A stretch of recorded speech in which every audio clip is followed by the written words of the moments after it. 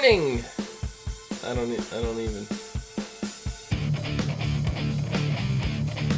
I'm speechless. That's not often for me. And all I had to say was spoilers. No way. Hello, everyone, and welcome to the As Seen on TV podcast for Fear the Walking Dead, Season 2, Episodes 14 and 15, Wrath and North. I'm your host, Cleo, and with me I have Dom. How's it going? Good. I feel like my camera's not in the right spot today. Oh. Ew. Okay. So we start off the episode with Ophelia and her broken car. Yeah. It was Her car breaks down. Yeah. And I mean, besides what happens to Ophelia over the course of these two episodes, like where she ends up, I don't think any of the Ophelia scenes were necessary. The only thing they show is her character development. No, but I think the end is what needed to be seen. Yeah. And that was basically what had happened to her, and that ties in, I'm pretty sure it ties in exactly to what happened to Nick. Yes, I agree. So I think that's all connected.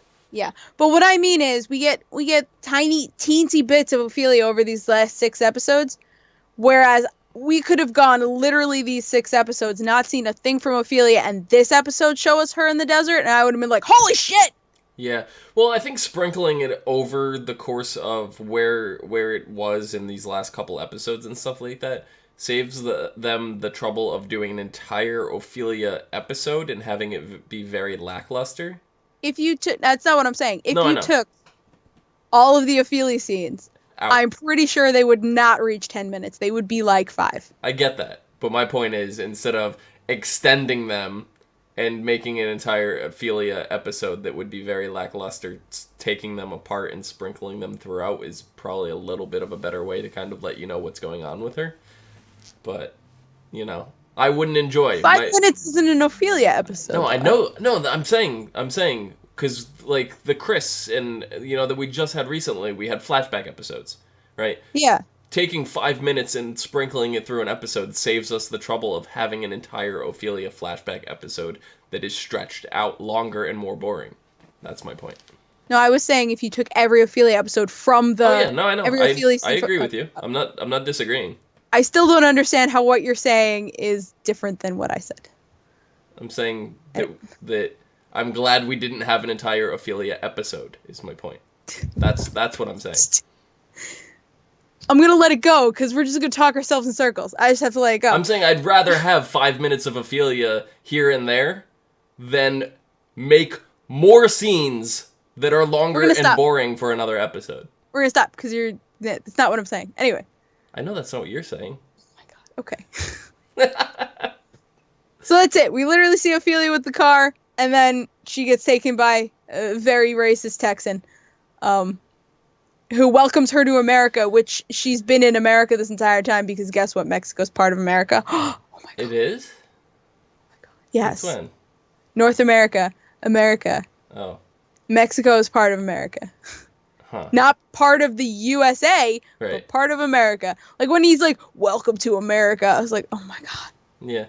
You fucking idiot. Like, part of me is not looking forward to next season because I feel like the racism's gonna be like, whew. Yeah, probably. But at least it's not an entire Ophelia. I'm kidding. So Nick does the trade. He takes the drugs to the warehouse, and they cleaned up. There's nothing in there. There's nothing at all. Like, not even like a bottle of pills. Not even nothing like a bottle of water. Not even a candy bar. Nothing.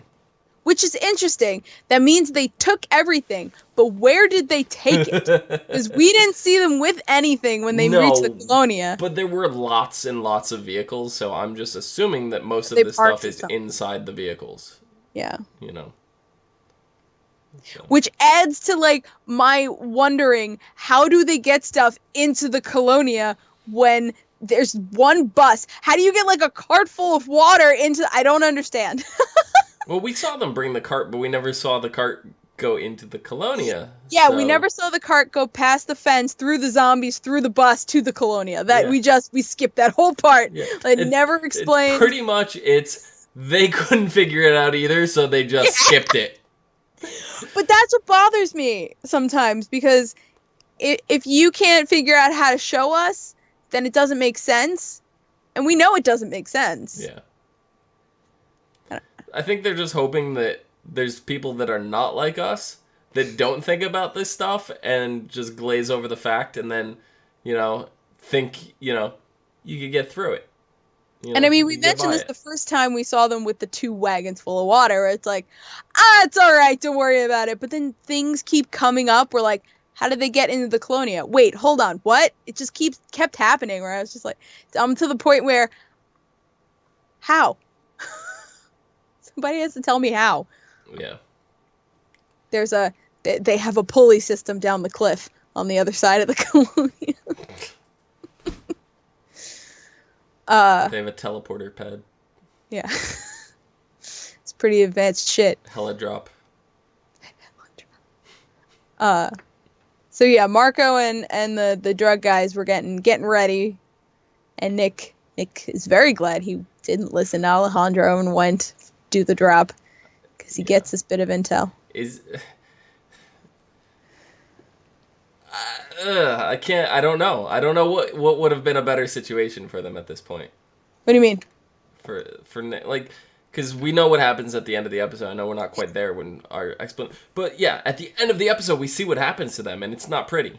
No. So it's like, would they have stood a better chance trying to fight and defend the Colonia when they knew it was coming and were prepared for it, as opposed to this situation that they obviously couldn't have prepared for? So, I don't know. Well, if Nick hadn't seen what he saw, he wouldn't have gone back and convinced them to leave, like... Right, they would have stayed and fought, though. Well,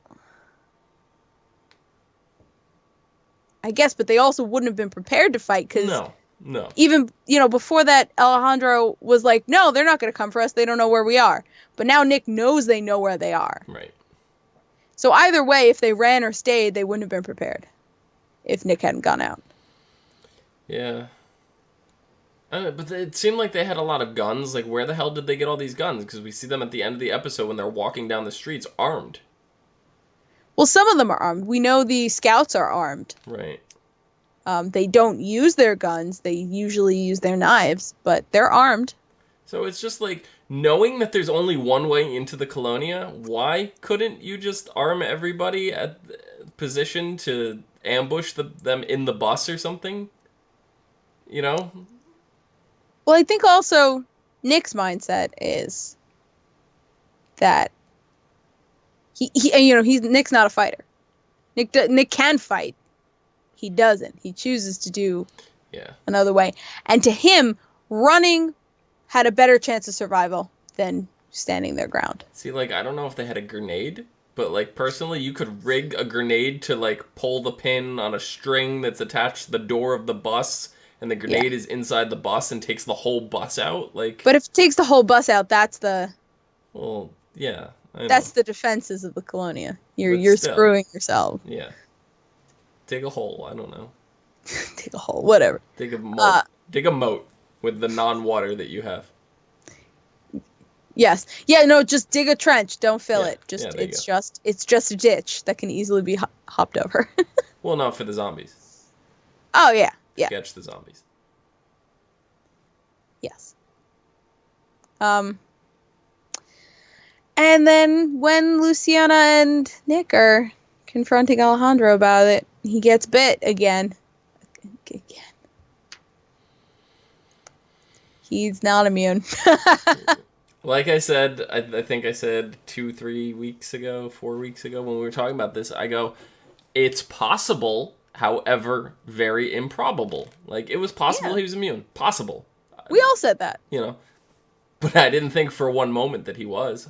I liked the prospect of the hope of that maybe he was, but You know, I knew when it come down to it. Because even when you had him on The Talking Dead, he had that very, like, stone-faced kind of answer.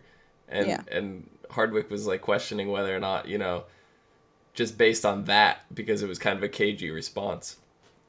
Instead of a, no, he's immune kind of thing, you know? Yeah. Well, he couldn't say either way. Right. Even if Alejandro was immune, he wouldn't be able to say. Right. Yeah.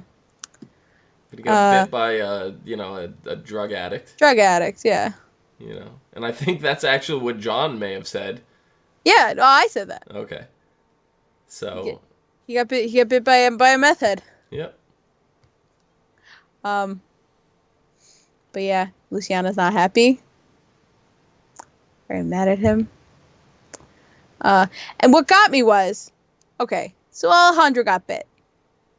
All right. But so did two other people. So did two other people.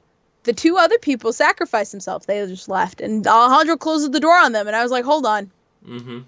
I see a problem. He got bit too. Like, I mean, I know why, and that's because his claim to be immune and he's the leader and all that, but, you know. Yeah, seriously. I was going to say something else about Alejandro. Should have just lopped his arm off. Do they know that? They don't know that. No. Yeah, they don't know that. They figured out a lot of things quickly, but not that one. Kind of glad for that, though, because it becomes too, I don't want to say too easy, but it becomes a bit of a cop-out sometimes. Yeah. That's used as like, oh, don't worry, he's not dead. Right. Got his arm. Anyway, over to the hotel, because we'll talk about this whole first episode, and then we'll move on to the second episode. Okay. So the refugees they have in the car lot of the hotel are all very grateful. Parking garage. Are all very grateful they're getting seen by a doctor. They're all, nice and shit. And then there's just fucking Americans that are like, oh, God, where's the doctor? The Bromigos? No, they don't get a name. They don't get a name that cool. They don't deserve it. Hardwick calls them the Bromigos. I know, but it's too cool for them. They're just assholes. I like it. It is funny. But they're the bros. There's they got each other's back, fist bumping. That's them. Yeah, sure they do. They've murdered each other. That's fine though. They just murder each other. Fine. I'd do it. So in 2 seconds of Maddie talking to them, she's like, holy shit, these are the dudes. And Chris is not here, and their driver is dead.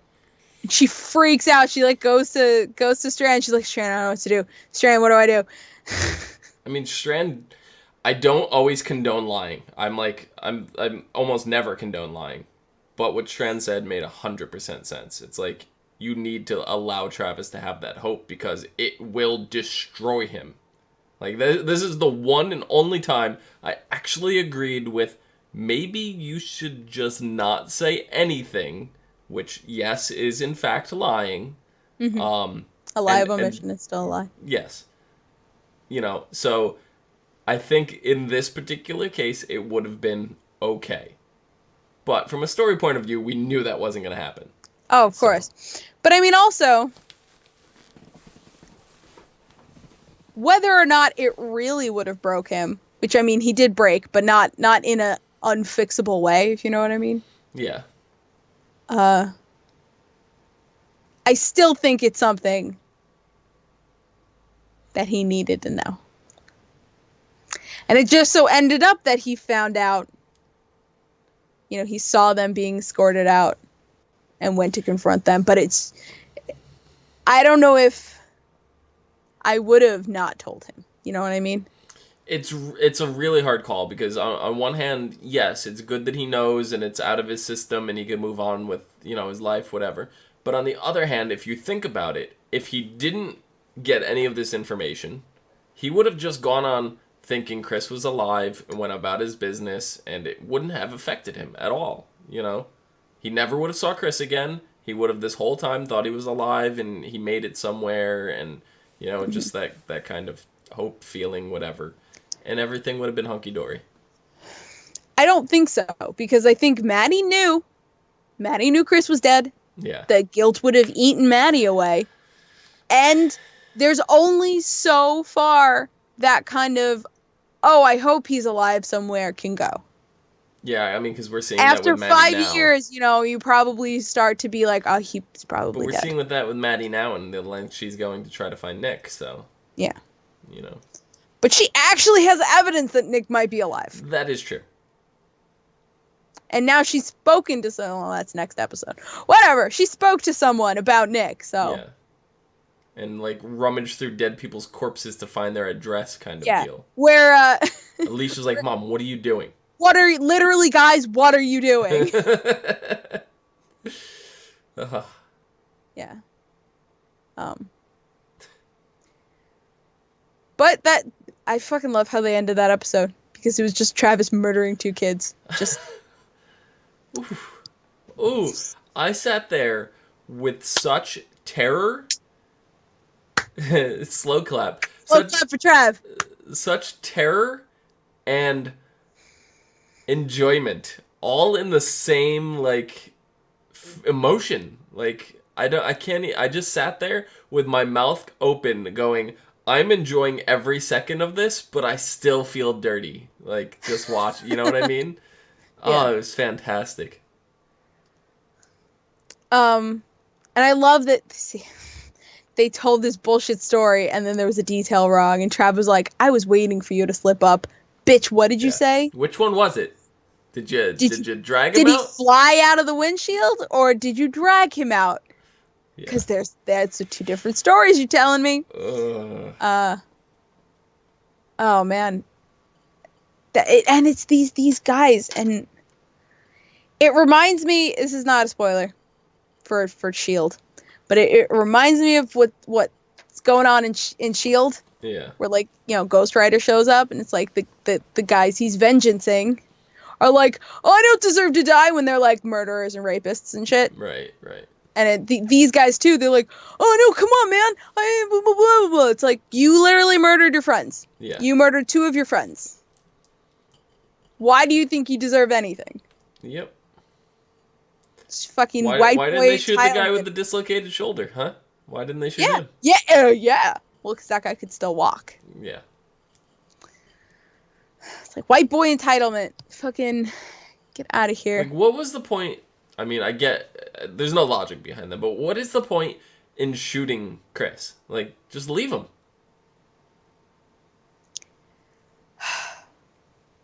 It's not like it's your responsibility to look after and drag him around. If that was me and he caused our car to crash, right, and I want him to pay for it, I'm not going to kill him because that's too quick. He has a broken leg. He can barely move. He's dragging himself across the pavement.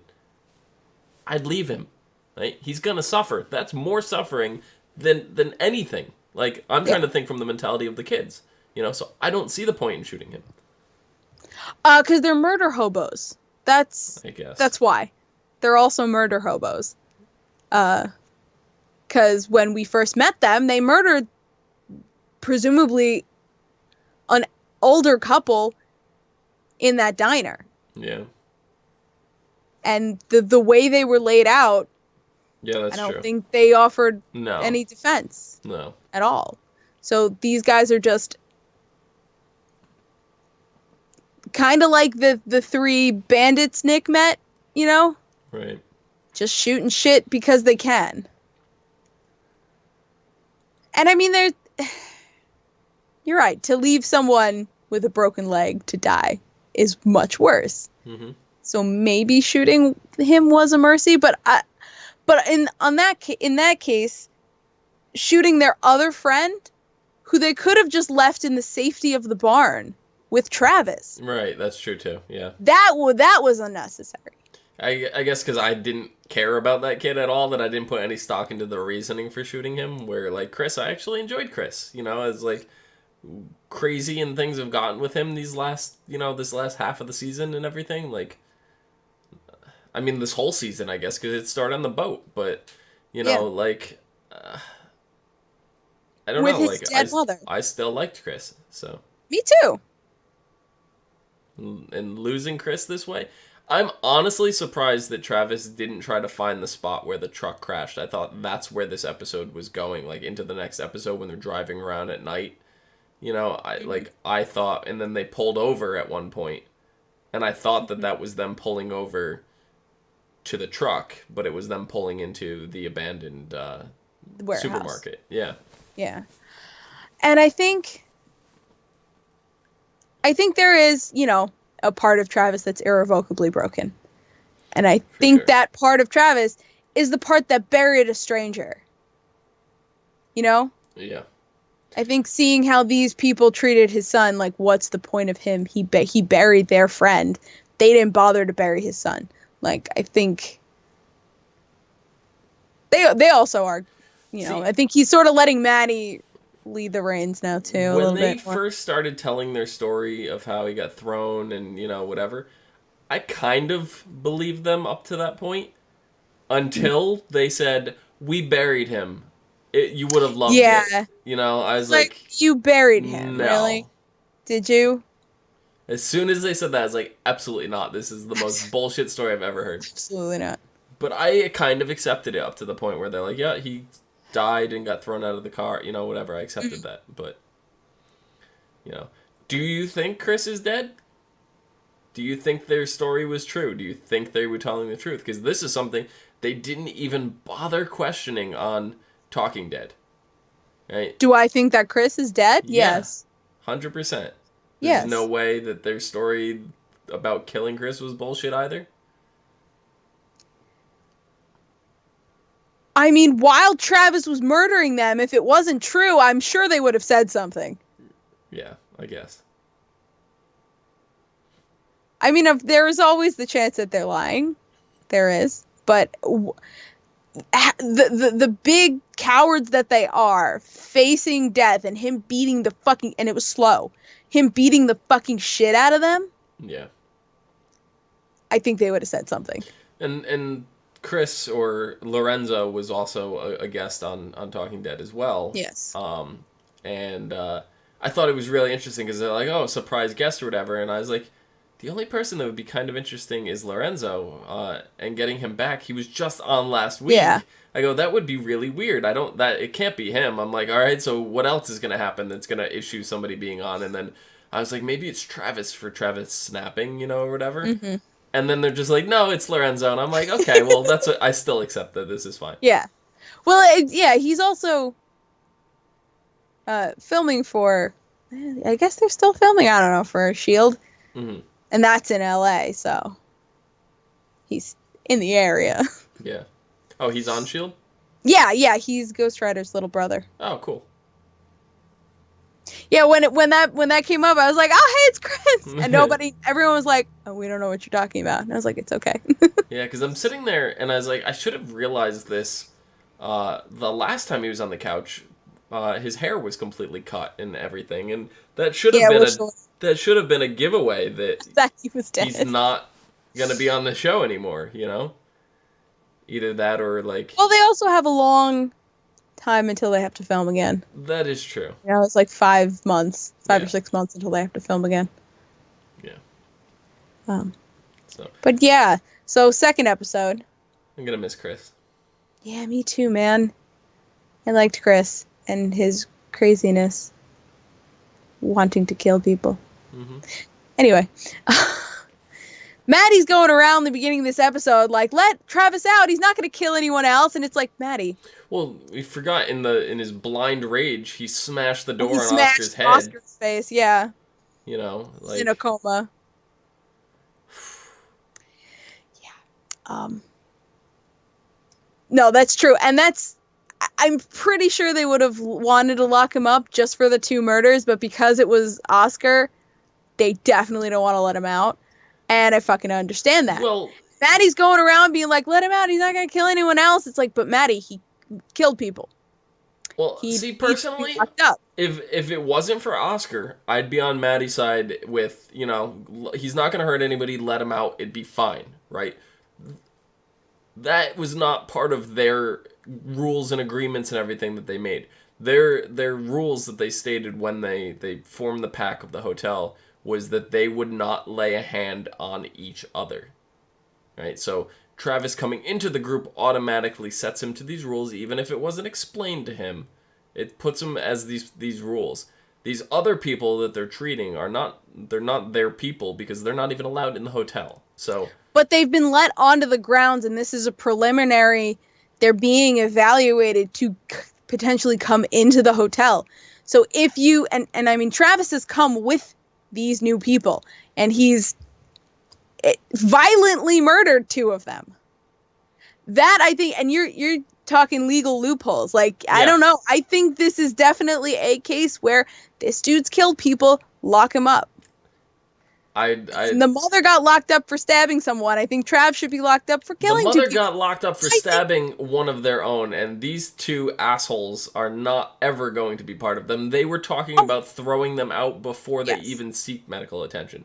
Yes. So I think there's some leeway on this one. If Oscar was not involved in this, I think it would have been okay for Travis to stay.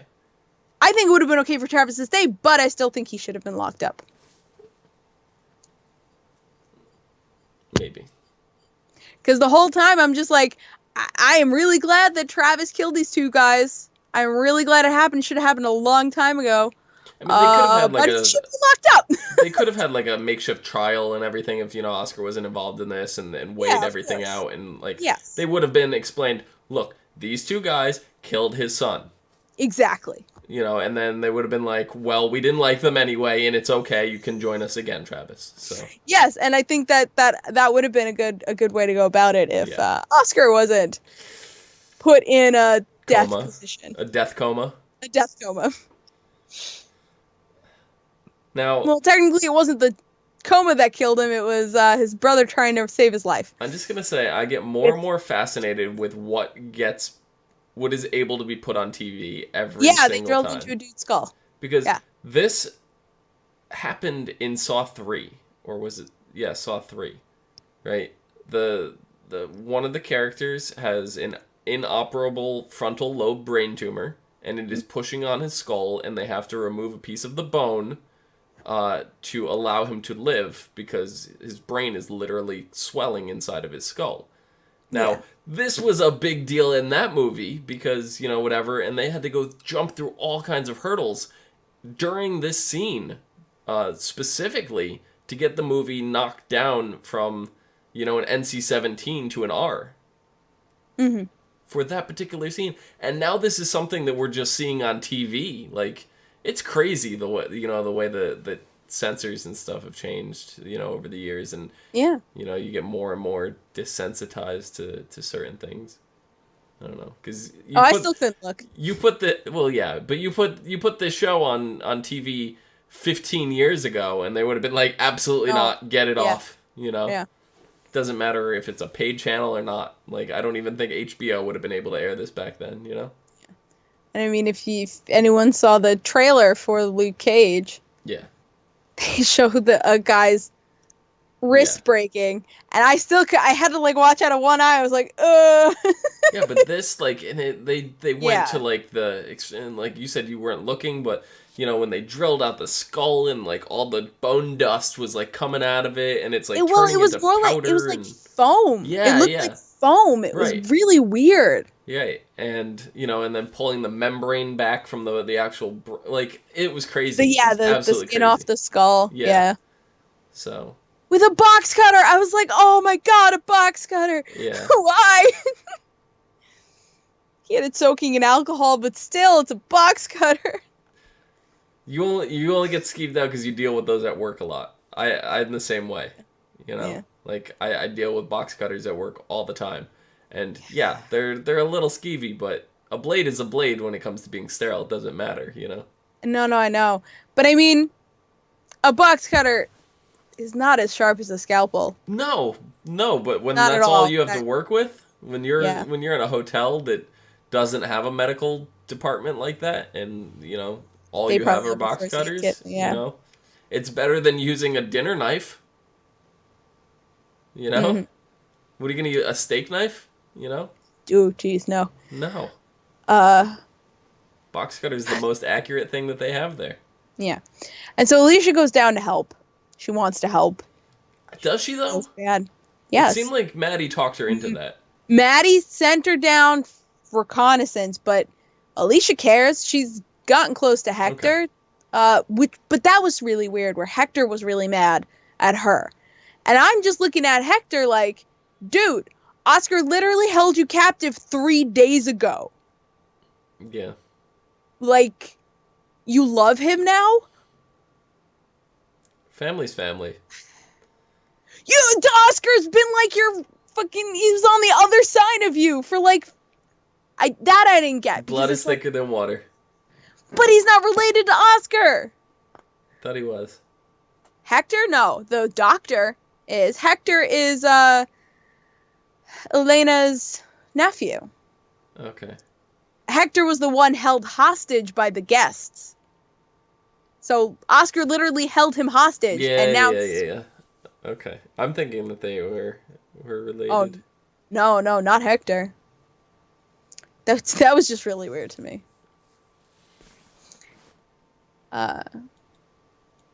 So the Oscar dies. Yeah, that saw that one coming. And they storm the room. The box cutter into the brain. Yeah. That was brutal. Yeah. They storm into the room, and Travis is just like, just shoot me. Did they really think that no one was going to be awake in that room when they did that? They were all asleep. Except for Travis. Travis was just sitting on the couch, wide awake. Yeah. He heard the bang. They cared. I don't think they were being stealthy either, because they made the big bang with the door, the fire escape door, stairwell door, or whatever. Yeah. But Travis was he knew. He was like, it's fine if you gotta shoot me, just do it somewhere else. Don't do it here. But Alicia stabs the doctor. Doctors don't last long on these shows. No, they don't. Both of this season's doctors are dead. Both of this season's doctors are dead. Yeah. And Alicia, I guarantee you, Alicia did not realize what she was doing until she had already killed him. Oh, 100%. Because you even see she's in like that, what do you call that when you're like aware, like you're not aware of what's going on, but you're still doing it? Trance? Yeah, I guess a Focus? trance. Yeah, she's kind of in a trance. Like, she's walking around doing stuff, but I don't think she knows what she's doing. After the fact, she's just so out of it, for killing someone. And, no, definitely. And she, to protect Travis. Because her and Travis had that bonding moment earlier, where they were both feeling really guilty about everything that happened. Well, that butterfly knife came in handy, huh? Butterfly knife is still coming in handy, and Maddie keeps asking her for it. And I'm like, Maddie, why do you keep asking her for her knife? And then I realized, it's a beautiful knife. It is. I would be asking for that knife, too. Yeah. But yeah, she stabs him, Strand helps him escape, and he stays. They leave and he stays. Why? Now, why Strand? Why? He doesn't want to die for anybody else. He doesn't want to go back out there either. He's also still quite injured. Yes, I guess. I mean, I did not like Robert Kirkman's response on the Talking Dead when they asked him, why did he have to stay behind like that? And his response was, we're not done with that setting yet. So in other words, there's more story to tell at the hotel. They don't want to just abandon it. So it feels like the only reason Strand was kept there was just to keep somebody there to continue the story. That's really well, it. I also think Strand's tired. Yeah. Strand had to kill the love of his life. Like, he's tired. No, I agree. He's probably fighting every day to just stay alive. But how well are they going to accept him after Strand just held them all at gunpoint and told them to get the fuck out of the room? That's a good question. That's the question that there is to be asked. That sentence got away from me. I think that's going to be it. And I think because these societies in The Walking Dead don't really work out so great. And I think the hotel's just starting out. And I think it could all go wrong if it keeps going the way it's going. You know what I mean? Mm-hmm. I think what's going to happen now is they're going to let everybody from the parking lot into the hotel. Mm-hmm. You know, and it's going to create some stuff, and Strand's going to be, you know, involved in all that, and... There's going to be a serial killer in there. Ooh. It's going to be Strand. Strand turns into a serial killer. Mm-hmm, mm-hmm. Nice. I like it. Nah, it's too much work. And one other thing, when they left, right, and Travis just rammed the gate with the front of his car and snapped that thing open. God, I know. Right? So number one, that would not happen. And number two, what made me more upset about this, and this is just me nitpicking stuff, but it's still, like, made me more mad, was later on when they're driving at night, the headlights are on. The headlights would have been broken. They would have been destroyed. It's super funny because I don't like that for a completely different reason. Okay. They destroyed the gate that was protecting this place. Yeah. They don't care. They're leaving. But they're leaving someone they care about behind. They care about Strand. Yeah, but how else are they going to get out? I don't know. Unlock the damn gate. They don't have the keys. Shush. That was literally their only way out. You know, I just... With a vehicle.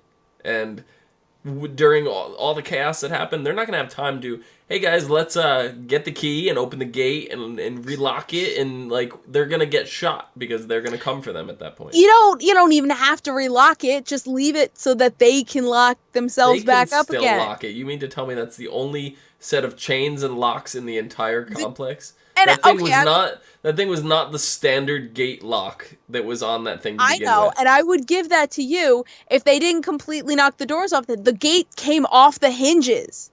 Whatever. The gate's not attached to the fence anymore. They have sure, hammers. If they just broke the middle, yeah, you could relock that shit.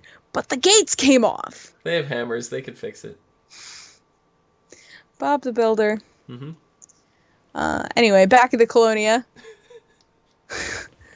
I liked Lucina patching him up and putting makeup on Alejandro's face and being like, shut up and go lie to them one more time.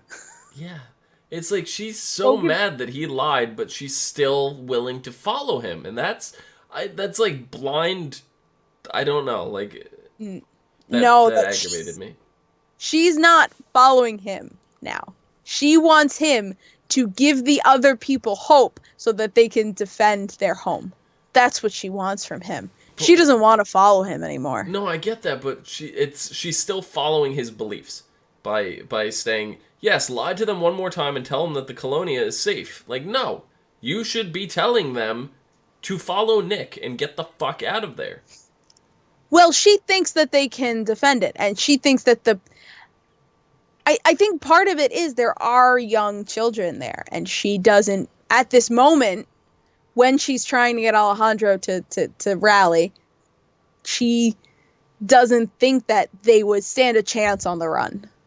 And I think when Nick comes up with his plan, that's when she goes along with it. Yeah. Head north. Yeah. Because there's something there. Signs of life. But I loved her telling him, the people can't see you like this, buck up, go lie to them. Like, I loved that. And when Nick's talking to him later, he's like, she cares about the people. She's not staying because of the Colonia, she's staying because of the people. No, I know that. You know, and I don't know, that's what was just getting me mad, because it's like, clearly, like, she's still blinded by the fact that, like, he set this place up and it's safe and whatever. And I get that this is really all she's been in since, you know, this all went down, but at the same time, if you know something is not safe, you need to leave. Like, you know? Yeah.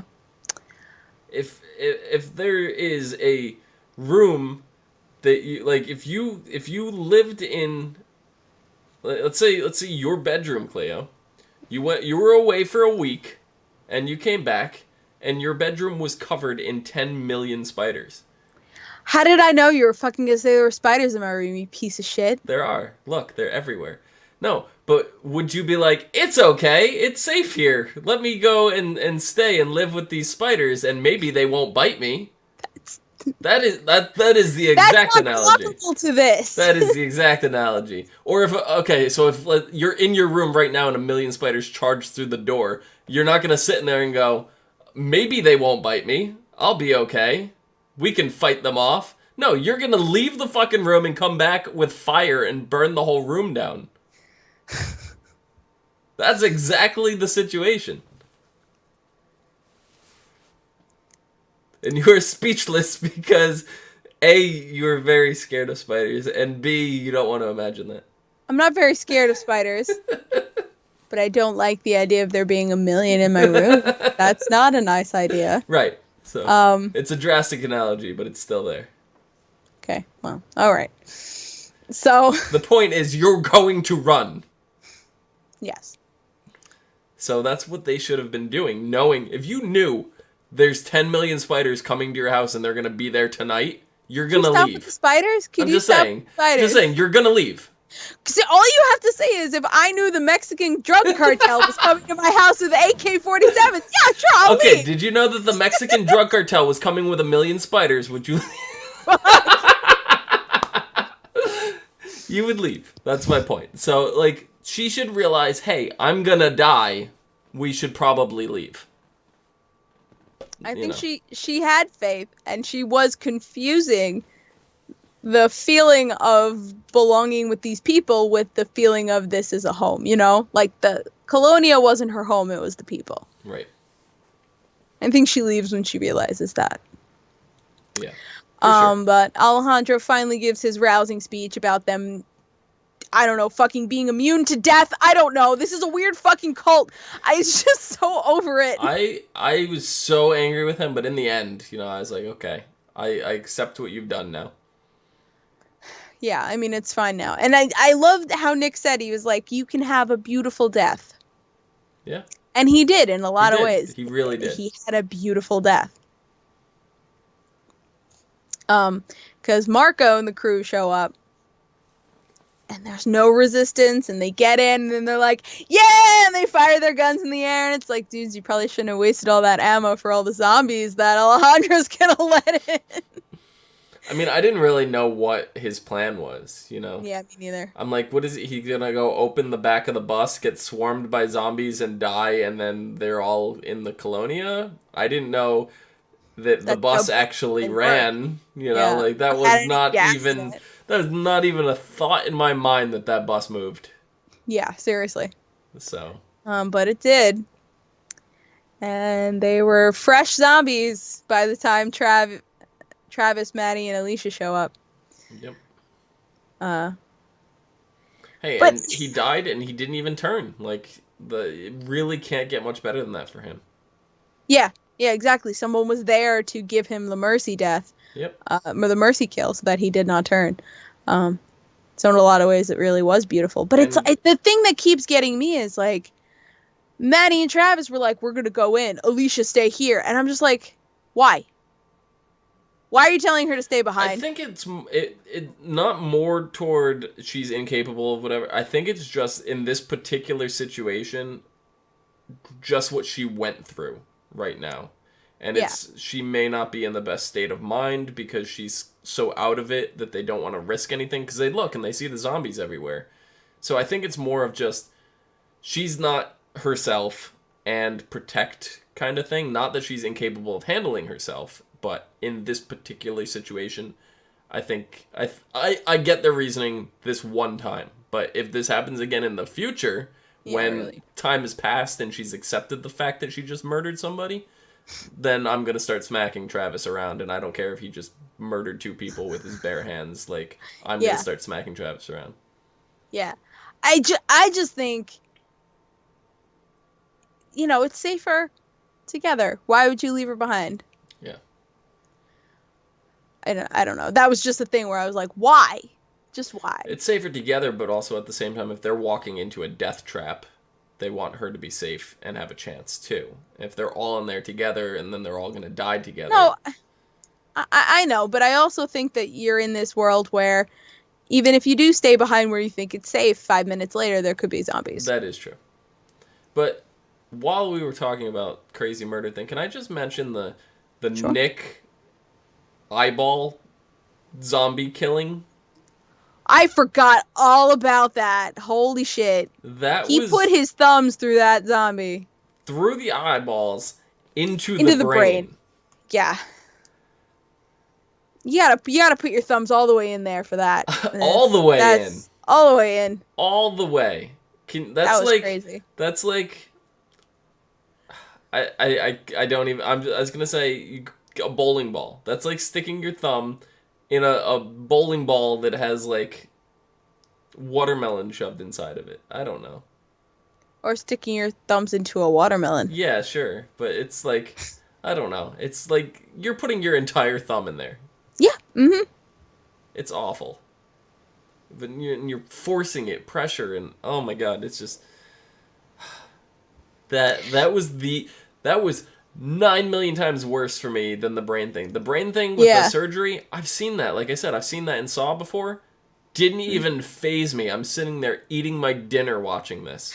The thumbs through the eyes, I was just like, I'm gonna not eat for like 5 minutes now. Yeah. So. And now I'm thinking about the Colonia survivors and how they've, for all this time, have had this crazy guy. And I mean, okay, I might be using crazy unjustifiably. Yes. For Alejandro. But they've had this guy say, we're all immune to death. And I feel like they're so ill-prepared to go out there. Yeah. No, they are. Especially these tiny children, because there are a couple very tiny children. I mean, and we see that, as soon as shit goes down, they're not prepared for that. No, they run.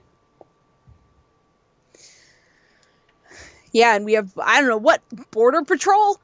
We have Border Patrol show up and mow them down? I don't think it's actual Border Patrol. No, of course not. I'm using it facetiously.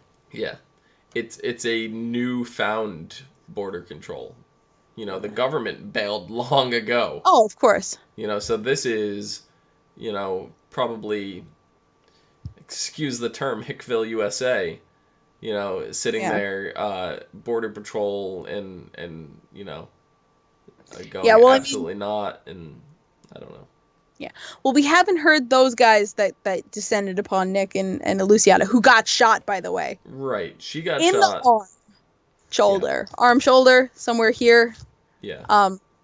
But we didn't hear them talk, but we can assume that the man who told Ophelia, welcome to America, we can assume he's part of them. Mm-hmm. He's part of that group because,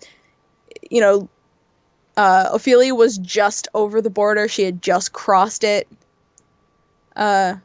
when the guy cornered her. Yeah. And the Colonia survivors had just gotten to the border when these guys show up and start shooting. Now, my question is, how are they going to treat this based on Nick, who's not from Mexico? Like, are they going to give him a pass because he's an American, if that's the way this is going? Or are they going to not care because he's with all these Mexicans and, Well, that's what I thought we were going to see. I thought we were going to see them take Nick and just shoot Luciana. I was so afraid that they were just going to kill her. But if that's the case, I mean, Ophelia's American too. She was born in America. Yeah. So. Yep. I'm sorry. United States. I'm doing it now. Now I'm doing it now. You see, it rubbed off on me. Yeah. Sorry. We are in North America. America. In the United States. Yeah.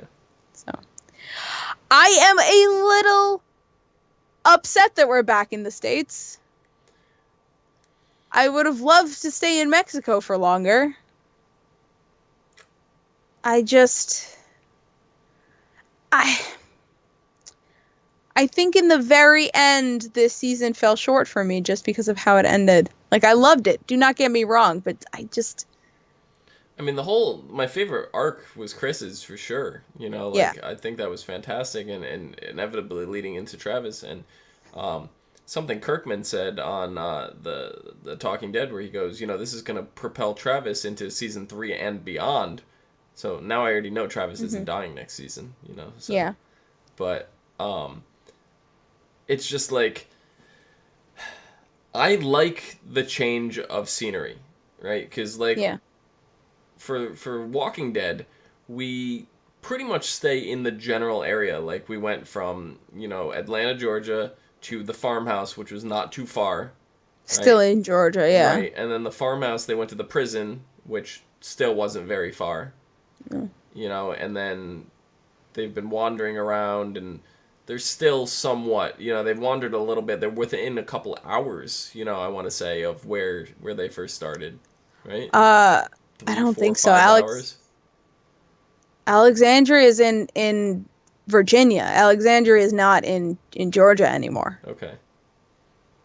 Because Alexandria is very close to DC. It could still be a 3, 4, 5 hour drive, as opposed guess. to a walk. I don't know. I'm not any good with. I'm not sure either. From that I am area, not from that. It still seems States. generically close. Like, it's not a day drive away kind of deal, you know? Yeah. Because, like, I know where I'm at, upstate, like, you know, and I'm in, or up, I'm up in Connecticut. If I'm driving from Connecticut to Florida, is 23 hours. Straight, nonstop drive. You know, so that's a day's drive, and you see how far you can get within a day's drive. That's why I say they're only a couple hours, you know, away from where they started. But with Fear, we started in LA, we went down the coast, we ended up in Mexico, now we're coming up mid-state. I want to say we're probably around Texas or somewhere. Yeah. You know, at that point. So we're getting they're around. They're in Texas or like New Mexico. Where was the border sign that Nick saw? Do you remember what part of Mexico? Well, the Colonia was in Tijuana. Tijuana is very close to the border, but it's with a J. No H. Whatever, it'll autocorrect me. Tijuana. Okay. And I think that's on California's border. So yeah, you think they're in California then? Yeah, they gotta be. They're coming up in California? I was thinking they were more toward Texas. But no, Tijuana yeah, no, they're definitely not in. Yeah, they're not that far. Definitely not in Texas.